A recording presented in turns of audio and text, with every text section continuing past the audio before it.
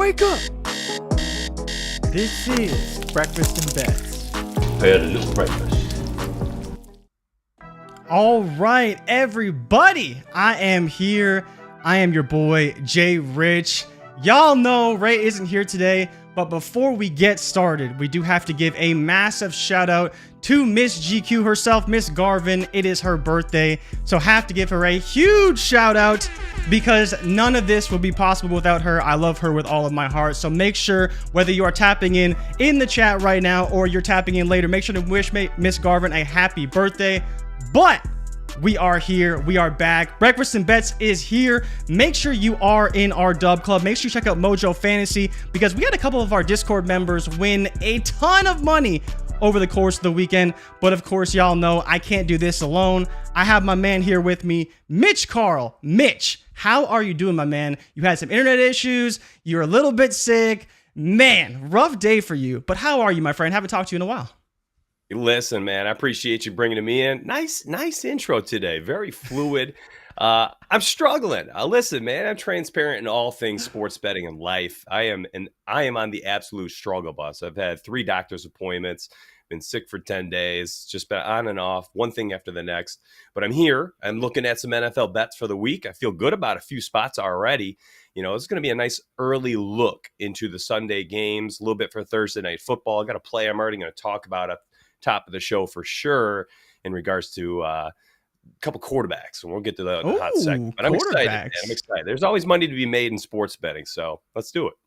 Absolutely. I find it hilarious that of all the streams that people are catching for the first time live, it's the one that Ray isn't on. And of course, it's me hosting. And for people who aren't aware, when I host shows, they go off the rails quick and in a hurry. My goodness. The people know I like to talk. I like to interact with the chat. So please let us know what you are looking at. I don't know whether you want to start, Mitch, or you want me to start, but Thursday Night Football is here. We have the Packers and the Lions. There is a couple of injuries that we are monitoring. Aaron Jones is expected to play. Christian Watson was upgraded on Tuesday to a limited participant in practice. Of course, we haven't seen him yet, so that could be a big boost for Jordan Love and potentially to the other Packers receivers as well. So there is a lot of things we are kind of navigating, especially on the Green Bay side. But do you want to get it started? Or do you want me to start with the plays for the day? Let's bring up the odds finder tool. Make sure you all check out mysparryedge.com if you have not already. It is in the description of the show, but make sure you head over there because we do a ton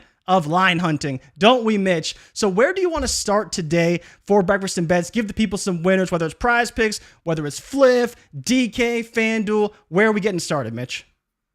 Yeah, I'm actually going to highlight something here. So initially this morning, ran the odds finder, just trying to pull some early game lines. I did not get a chance to do it all. Again, internet being down, didn't get a chance to do it all for every single market. So there'll be some markets missing this morning.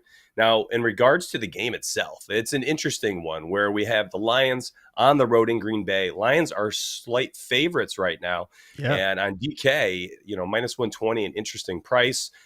For me, it's kind of tough looking at this game saying I feel comfortable taking a money line on this one. It's a divisional game. The Lions, I feel like I can't tell what they are. Jordan Love, I can't tell who he is. Looks so good at times, and there are times he looks like he's a quarterback in his first starting stint of his career. And it's just an interesting game. And the 1.5 point spread just tightens it all up.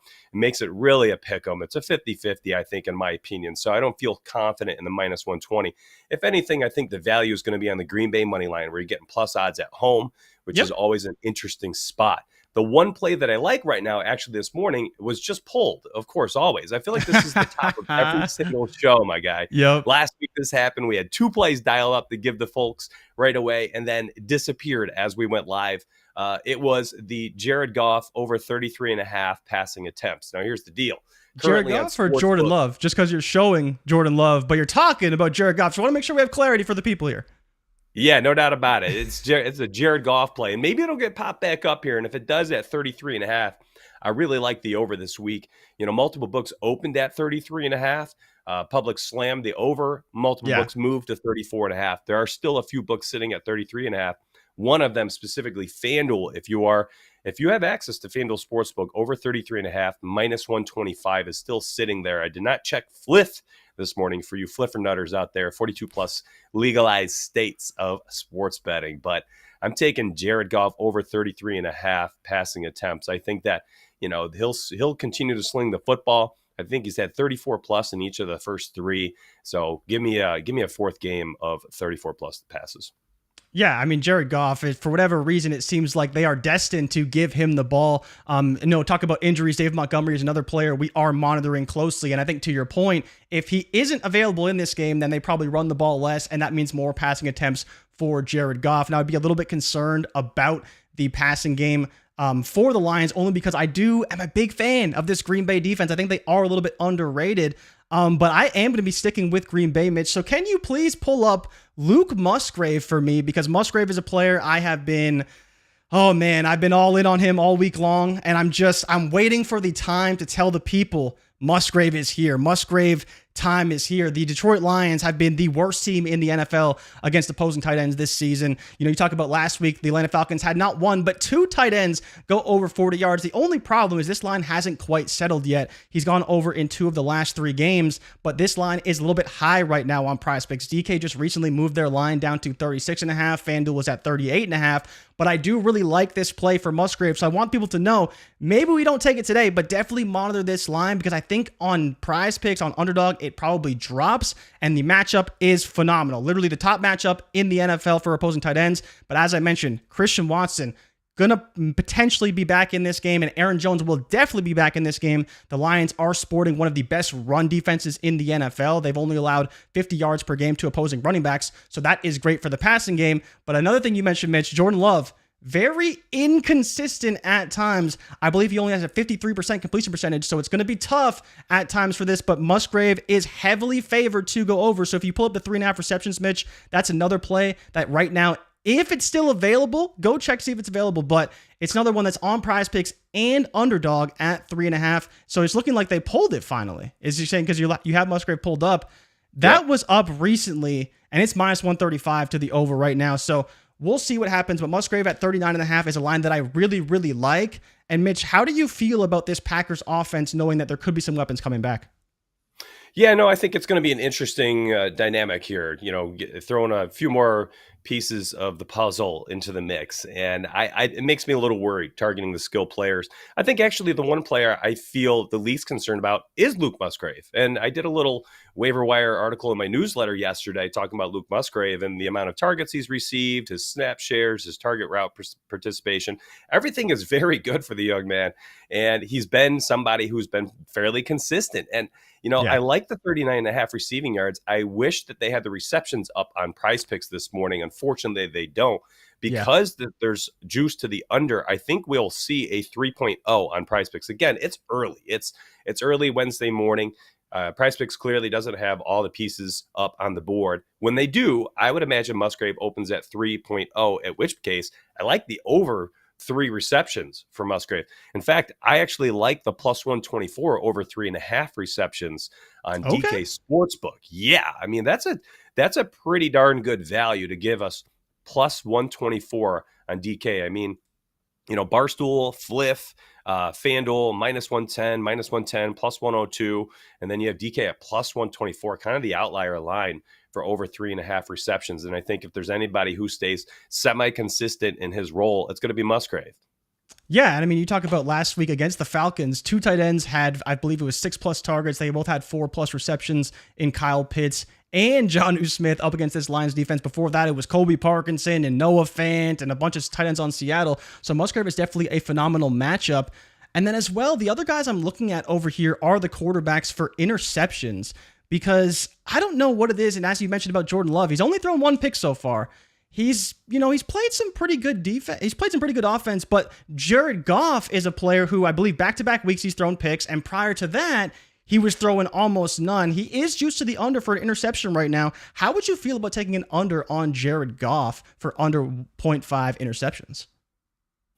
Yeah, this is another line. It's a little confusing why this one's on here. I mean, there is heavy juice to the under right now, and we see these types of lines in sports books, and then you look on PrizePicks and Underdog and these other DFS apps, and they're not there. They're not available when they're minus 140, minus 136, minus 150 to the under.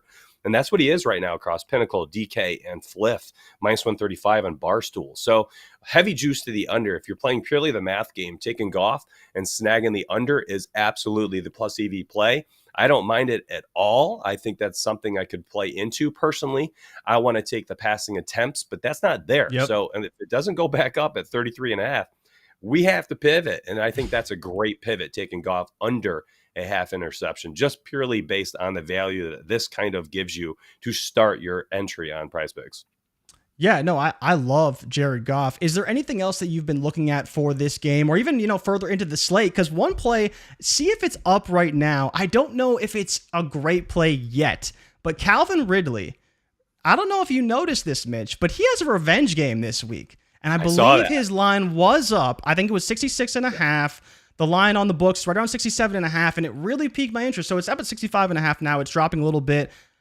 This Atlanta defense, though, is very good. It is very good. But Calvin Ridley, I mean, did they kick him out? Did he leave the team? What happened? They ended up trading him away. Obviously there was multiple reasons why he did leave the team, but this line is just screaming to me, how do I not take Calvin Ridley in a revenge game? It is one that I will be monitoring throughout the week. And then as well, Justin Jefferson, 103 receiving yards. My goodness. But when you actually look at his game log, he hasn't had less than 149. My goodness, Mitch. I don't know how I don't take JJ every week. It's very difficult, but Calvin Ridley's definitely a player I have been watching for sure. Yeah. It's interesting.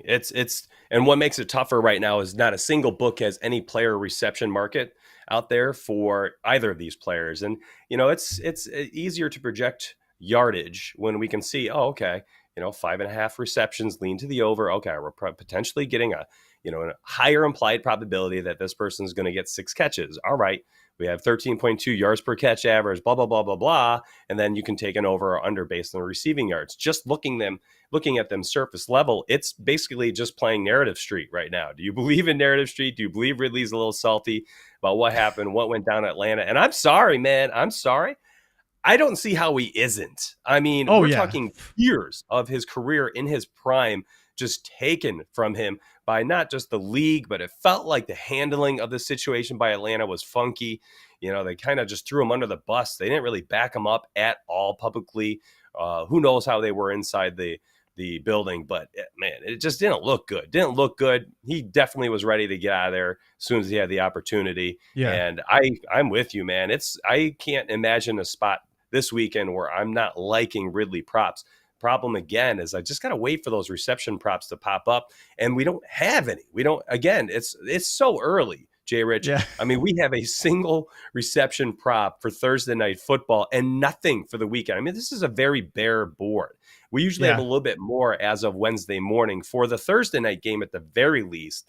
So it's been difficult to try to pinpoint anything. And I think that's okay. I think you and we can kind of highlight some value, some potential plays, things to target, keep your eyes on. Maybe we are the compass for the sports betting week 4 journey that you're about to embark upon. But we're not going to have the answer key for you this morning right away. I think that is certainly something to keep mindful of. I think the receiving yards, of course, is always going to be something you should be paying attention to when you're talking about Minnesota.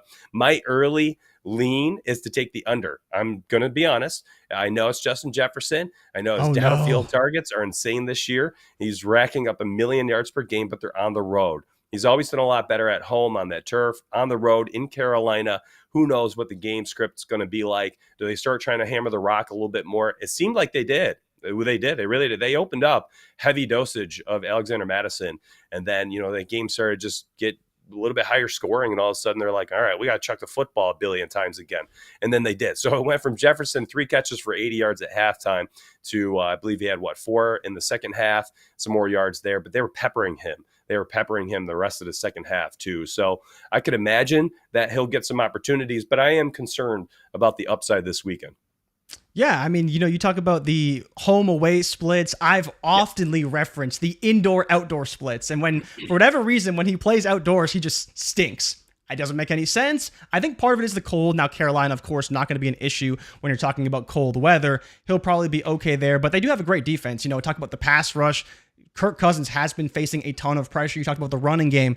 Cam Akers very likely will be involved in the offense this week. He was inactive last week after they traded for him. Should be active this week. I'm sure they try to get him involved. Alexander Madison, not great overall. He's really not, but they're going to keep using him because he's the only running back that they believe in there. I do want to ask you, though, about Jordan Love, because Kevin Keurig in the comments was saying Love over 19.5 completions. This is a play that I was all off of last week. I was actually taking the under for Jordan Love. And so if you want to pull it up for us, let's take a look at that, because Jordan Love, for whatever reason, has not been completing a ton of passes. He's been throwing the ball a lot, but last week, and Mitch, the funniest thing is, of all the matchups, literally one of the best defenses in the NFL versus both tight ends and wide receivers, and that is the matchup that Jordan Love chooses to exploit. Now, the big factor here, as I mentioned, is that the Detroit Lions run defense is phenomenal, but is Jordan Love really going to complete, 60% of his passes, 65% of his passes, knowing that he has to go up against a pretty solid defense in the Lions and playing at home? They should be much better, and bringing Aaron Jones back. I do believe that this is kind of a tough spot to take a Love over for completions, especially looking at the track record he's had so far. Yeah, it is tough. And, when we dive into the data, it's not encouraging. 56% pass run ratio, 56% pass to run ratio, weeks 1 and 2, and then went down to 50% in week 3. Although they did play a season high 71 snaps. So they played 60, 49, and 71 snaps. I would imagine we're going to meet somewhere in the middle. Detroit averaging mid 60s snaps per game. I believe it was 64 when I looked at it. So maybe a little bit of a pace up spot for them, but maybe they control the game script a little bit and control the pace, being at home and trying to hammer the rock a bit. I'm not entirely sure what's going to happen, and I think that's part of the issue. I don't have a good grasp on how some returning pieces to the Green Bay offense is going to change things. What's going to happen with the pass run ratio? Will they try to run it more this week and try to set the tone at home in a divisional game, not want to get into that shootout type atmosphere with the Detroit Lions, which is weird to say.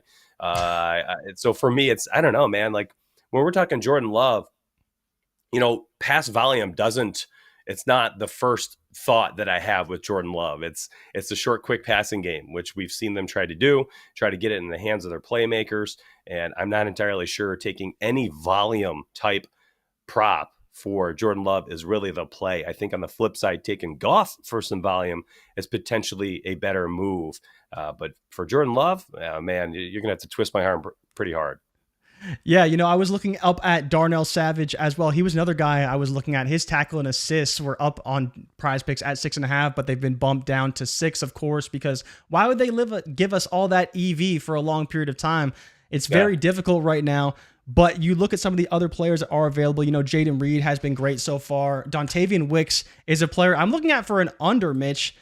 He's a guy who I loved in the pre-draft process. We saw him at the Senior Bowl, talked to him a bunch, great kid. But I think, you talk about these weapons coming back, could be a scenario where Wicks is a player who you maybe could take an under for. He's a receiver, so he's receiving yards, but only 18.5. He's had 40 each of the last 2 weeks, as you see Savage. You could maybe take an under there. There's pretty heavy juice to the under for Savage, but the EV isn't quite there right now. They've been just stripping it of all the EV, and that's why we're here. We're here to line hunt. We're here to see what's going on, but as you mentioned, not a whole lot of lines available. Really like the Jared Goff line, really like the pass attempt line that you talked about. I think that Love pass attempts could be another one that you maybe take an under for, but as you said, this game's going to be tight. It's probably going to be low scoring. Do you have something for me over there? You look like you do. Yeah, well, I was thinking to myself, too, the same type of Jordan Love. Like, if we don't feel like we have a good read on the situation this weekend, I think the play is honestly just look for the passing attempts and snag that under. The 33.5 passing attempts seems high. It doesn't seem... It seems like a lot. It does seem like a lot. It took a 71 snap performance for him to go out there and throw 40 plus pass attempts, but 27 and 25 the first 2 weeks. And that's not what they want to do. They don't want to go out there and sling the football like that. They're not going to win many football games that way. On the defensive side, there was one player I was looking for, and it looks like he was not put on Prize Picks. And I was trying to pull it up on one of my monitors here for the underdog play. And I will break this down for you in a second. And oh my gosh, they moved it to 6.0. So yesterday I had posted a play for Brian Branch over 5 tackles and assists.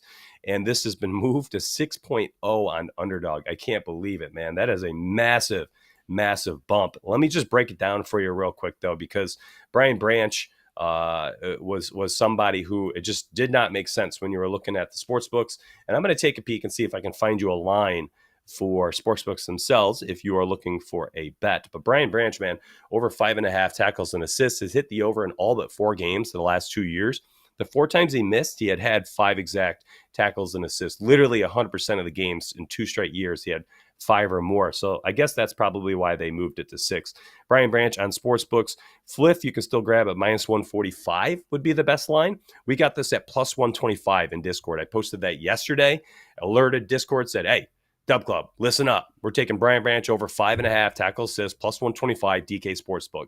Tremendous value as that line has moved all the way up to -150 on DK. Again, you could probably snag it if you really want to take some of that juice at -145.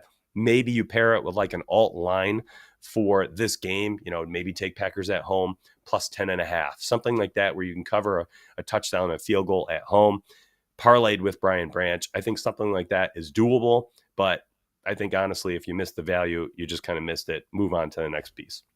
Yeah, I mean, you talk about Brian Branch, just phenomenal last week. I believe he led the team in tackles with 11. He was just a rocket ship, left, right, center. Didn't matter where the ball was. He seemed to find it and make the play. Very excited for him. He's been a phenomenal player so far throughout the year. The Lions really needed him, and he's playing at an extremely high level. But this is a great opportunity, Mitch, to remind people that we do have the Dubclub. It is available, and you can sign up at any time. It is available to you. Check the QR code there. Check the links in the description. Go and sign up, and you would already have this play. You would have had it hours ago when Mitch posted it. He puts these alerts up. Mitch, how many units are you up so far through NFL season? Oh, gosh, it's close. I think it's a little over 20 total already. 20? Oh, my goodness. Yeah, it's been a phenomenal first 3 weeks this season. I think 49-26 overall record for my bets. So it's been a nice little run. Gave back a little bit in week 3. Got to be honest with it. Got some back on Monday Night Football. I believe those picks went like 5-3 or so overall to get us back a couple units. Broke about 500 on the weekend. But first 2 weeks went absolutely nuclear. Hopefully bounce back in week 4, and here we are.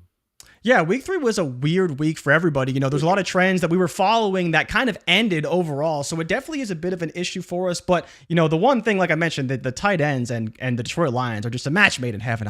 I'm loving it right now. I may take an alt for Luke Musgrave and go to FanDuel and just take him straight to the top, to 70 to 80, as high as I can get him. We hit the Troy Franklin line in college football over the weekend, and that was phenomenal. Those Buffs, man, they really give it up. And they play USC this week, Mitch. I don't know if you knew that, but Caleb Williams may have to be a core play for us overall. But yeah, Thursday Night Football is looking not so great right now. Like the books are just, but I get it though, right? Like when you have Christian Watson, literally the number 1 wide receiver for the Packers, may play, may not play. Aaron Jones suspected to play, but we don't really know. Like one player I was definitely looking at overall was A.J. Dillon. Because as I mentioned, the Detroit Lions have one of the best run Ds in the league right now. The Packers aren't running the ball very well. Dillon honestly stinks. He's cooked. He's just a jag. Don't really care about him. It'll be all Aaron Jones if they have any production on the ground in the running game. So for me, you could look at an A.J. Dillon under as well. He's a guy that I was looking at. These Jordan Love plays. How do you feel about the touchdowns, Mitch? Let's talk about Jordan Love's touchdowns. Because yeah, so go for it. All right, so I think he's getting super lucky right now. Like super lucky when it comes to touchdowns. He's thrown 3 in 2 weeks. Last week he only had 1. I'd be willing to take the under here. The only issue is the Lions kind of give it up through the air more than on the ground. And so that's what gives me some hesitancy there. The books are kind of split. It's about even. So for me, I'm not all in, but I do think that Jordan Love's touchdown rate is very unsustainable, even after a 44 attempt performance last week. And so I don't think an underplay is a bad play right now on PrizePicks. No, not at all. And the books are kind of backing that up as well. Best line I can find is -130 on PointsBet. Every other book juiced all the way up to -140. In fact, so it's plus TV option here. If you want to go with the Goff and Jordan Love combo, just take the 2 quarterbacks, under on the interception, under on the 1.5 touchdown pass. That way, if you showed up today hoping to get a little slip, you got a mini one there, 2-pick parlay. Up to you with what you want to do with this. I'm personally not entering this. I'm not entering anything right now. It's too early. I want to see what's going on with this offense, and I think you brought it up too. It's like, what is going to happen here if Christian Watson and Aaron Jones are both playing? What if they all of a sudden do take a step forward? They're much more efficient. Maybe the pass volume isn't there, but the efficiency is. And all of a sudden he is throwing 2 touchdowns per game. And then we'll look back at this and be like, man, remember when we thought under 1.5 was going to be a good play? And that was the beginning of the end for that line. And then the new tone has been set by Jordan Love in this offense. So I'm not sure what to take on this situation. If we're just going by the math and you're shopping odds, taking the under on Jordan Love would be fine. If we're talking about kind of how we feel about this offense and the upside, it makes me nervous. It's a line that I'm not sitting here and be like, oh yeah, I want this. But I'm showing the people. I'm not playing it. I'm not putting money on this. No way. Not a shot. You're going to have to wait till the rest of the board comes out for me to put together anything that I feel comfortable putting money on. I need a ton of options for Thursday night, and we just don't have them right now. Yeah, the books are really not doing us any favors. The only play, I don't know, you mentioned some of the stuff you've locked in already. The only play I have locked in is I did take Musgrave's receiving yards on DK when they were at 34.5. Right now they're at 36.5. They were all the way up to 40.5, and they got bumped back down. I don't know if you want to pull them up right now. It looks like you are pulling them up. We did have a question from Kevin about receiving yards and alt lines and things of that nature. So certain books will put up alt lines. I think FanDuel is really the only one that gives you the ability to just play an alt line as a single. But you can, Mitch, you do a lot of parlaying and things like that to, take the alt lines, juice them up a little bit, make them more viable. But the difference really is just the odds, right? You have your basic line, which is the standard line, and then you can take an alt line 40 plus, 50 plus, whatever the options are, and the odds get juiced up for that. So when you hear someone say, I'm taking a ladder on this player, you start at 40, you take the 50, 60, 70, scale the units out, and try to hit the whole shebang. And that's a great way you can make a ton of money on a play you have a lot of conviction in. And that's kind of what I may be looking at for a Musgrave play. What I should have taken for Troy Franklin last week, because he went absolutely nuclear like I kind of expected. But that's basically the main difference between taking a regular line or a standard line and then the alt line. So you see here's some of the Packers receivers. You got Jaden Reed up here, who I'm kind of looking at under 4. But Musgrave, Mitch, what are you seeing for Luke Musgrave? And I'll hide this bar here so we can see everything. Yeah, so we have, let's see here, 36.5 is on Fliff and DraftKings, 36.5 on Pinnacle.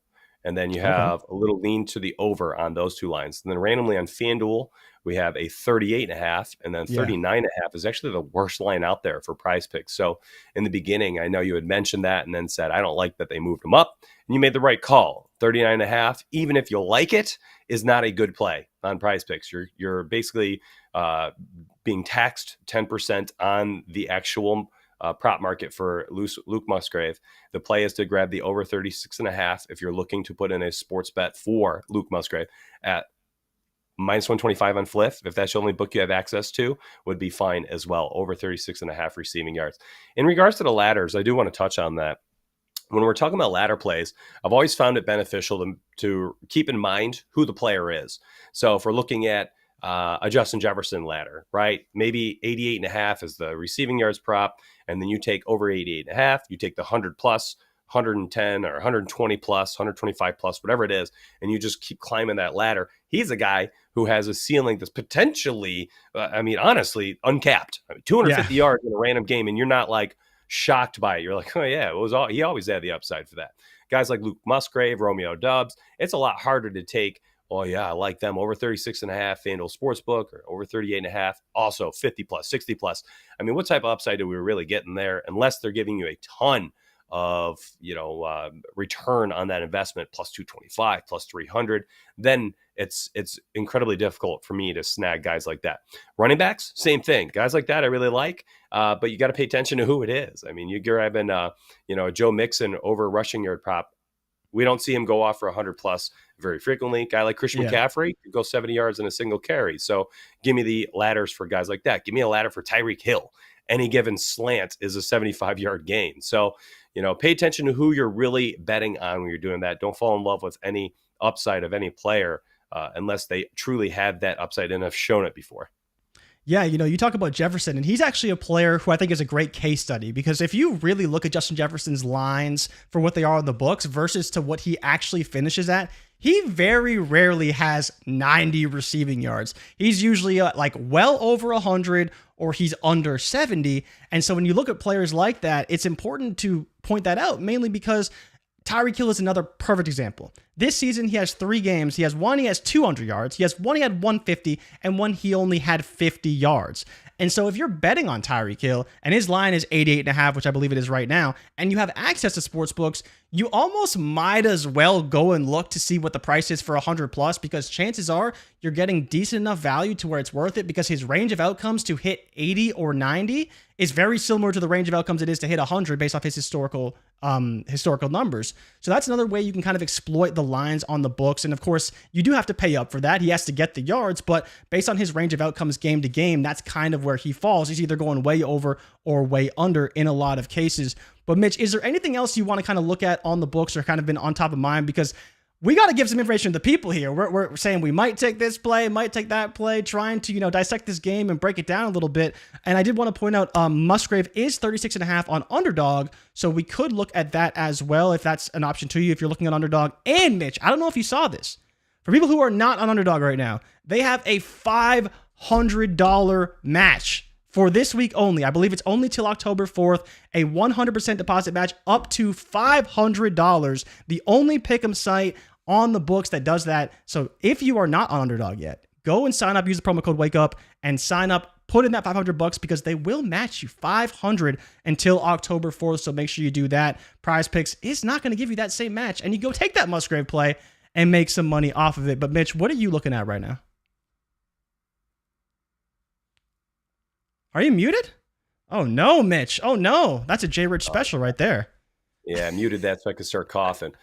Thursday night football, I'm kind of bored of it, right? We don't have enough lines out. There's not enough options. So it doesn't give us an opportunity to make anybody money. What I'm looking at right now is I'm starting to look at the money lines for the weekend. Yesterday, I put together a 3-leg parlay, and the difference was about 15 cents. I had a minus 149. I was like, nah, I'm not investing in 3 teams for a minus 149. But I did like it. I think it ended up being like a minus 134 or something like that. But I grabbed that on DK.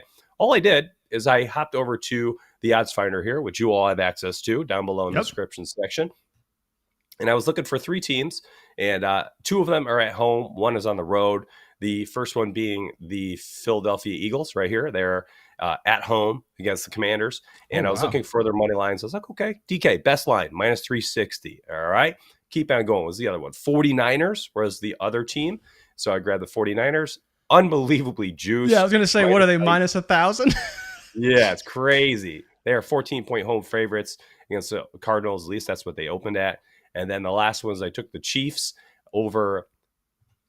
Chiefs money line minus 410. They're on the road at the Jets. This was maybe the shakiest of the 3, but it's really just relative to the other 2. Eagles at home and the Niners at home against inferior teams. And the Jets are an inferior team. Don't get me wrong. I know their defense is pretty decent, but guess what? The Chiefs defense is pretty decent too this season. And if the Chiefs go up 10-0, 13-3, I'm not entirely sure we can see the Jets claw back into that one. A 10-point differential going into the second half could be an insurmountable lead for the Chiefs versus the Jets here. So I liked them. That's a nice and easy 3-leg parlay. I think you're taking 3 of the premier teams in the NFL, potentially, I hate to say it as a Bills fan, potentially the best 3 teams in football this year. The Niners, the Chiefs, and the Eagles money line. You put those 3 money lines together and you get a minus 134 on DK. I like that. I thought it was a really low hanging fruit type parlay.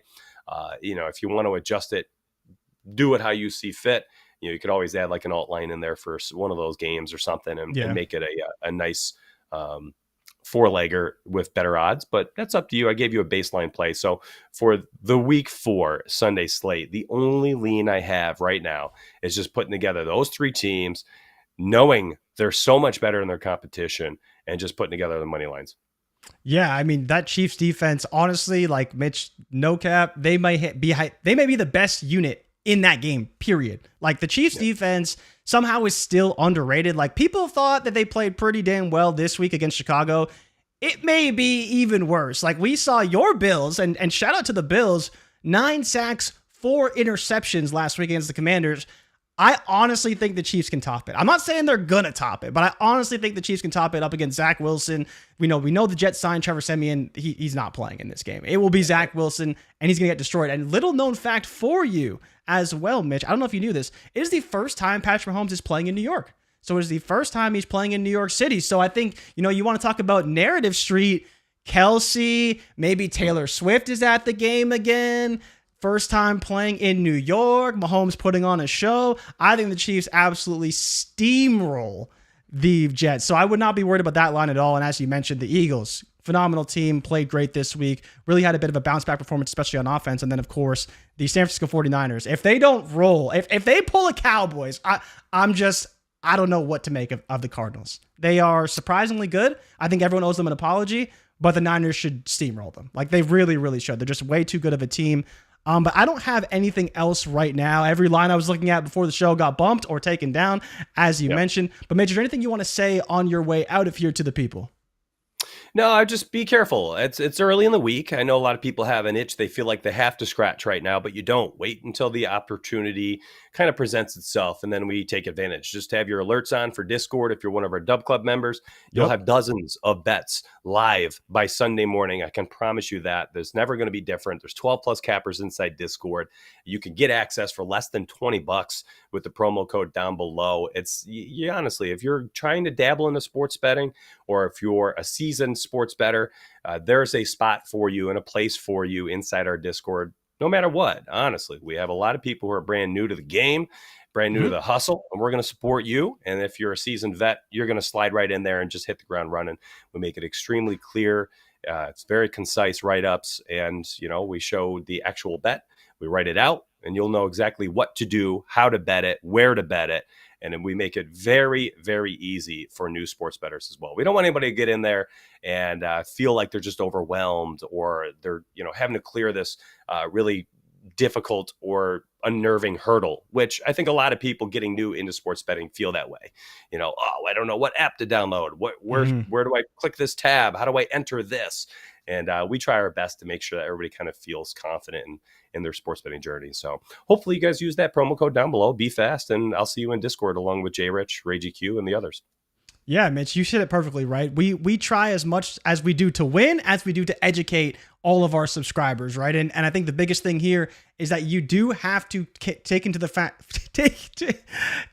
for the fact that we post all day, every day, but you'll get the lines when we post them. So even today, we're trying to find lines for you guys free to the people. But behind the service, behind the Dubclub, there is everything available to you. Big slips, small slips, singles, spreads, money lines, all the sports, all the cappers, all the time. For Mitch Carl from My Sparry, DFS and Donuts, follow him on Twitter. Follow me on Twitter at your boy JRich. We will see you guys for Wake Up on Friday. And make sure you tune in, because Ray will be back on Sunday for Breakfast and Bets for hopefully a ton of value, some great lines, and of course, more Mitch. We'll see you guys in the next one. I'm out. Peace. Before y'all close off of the video, I just want to say thank you for checking out the content on Destination Devy. Really appreciate every single view that we get. And the only thing that I ask is that you hit the thumbs up button, like the content, subscribe to the channel, and if you can, comment below for the algorithm. Really helps the channel grow. Now, if you want more exclusive access to me and the entire Destination Devy team,